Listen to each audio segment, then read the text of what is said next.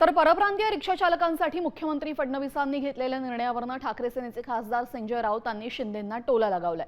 दिल्लीतील बांबूंनंतर सरकारने माघार घेतली असा हल्लाबोल त्यांनी केलाय आणि त्यालाच आता नवनाथ बन यांनी प्रत्युत्तर दिलेले आहे।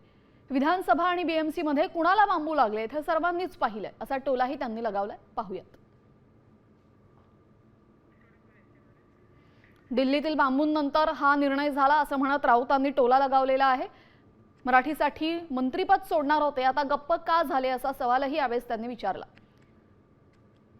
मराठीच्या मोहिमेला शहांनी केराची टोपली दाखवली असं म्हणत खोचक टीका राऊतांनी शिंदे सेनेवर केलेली आहे।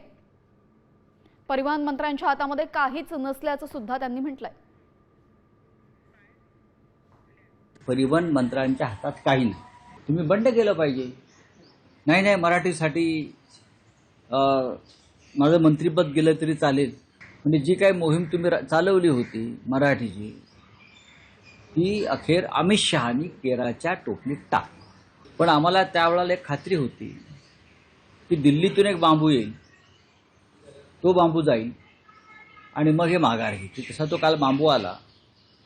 बांबू जो आला तो राज्याच्या मुख्यमंत्र्यांच्या हाती देण्यात आला आणि मुख्यमंत्र्यांनी बांबू घातला। जनाब संजय राऊत, बांबूचीच भाषा करायची असेल तर महाराष्ट्रातल्या जनतेनं विधानसभेला कुणाला बांबू लावला, मुंबई महापालिकेच्या निवडणुकीमध्ये तुम्हाला कसा बांबू लागला हे महाराष्ट्रातल्या जनतेनं बघितलं आणि दोन्ही हाताने बोंब मारून देखील तुमची शांतता होणार नाही एवढा बांबूचे फटके महाराष्ट्रातल्या 14 कोटी जनतेने तुम्हाला लगावलेले आहेत। आधी त्या बांबूचं आत्मचिंतन करा आणि मग कुणाला बांबू लावला हे सांगा।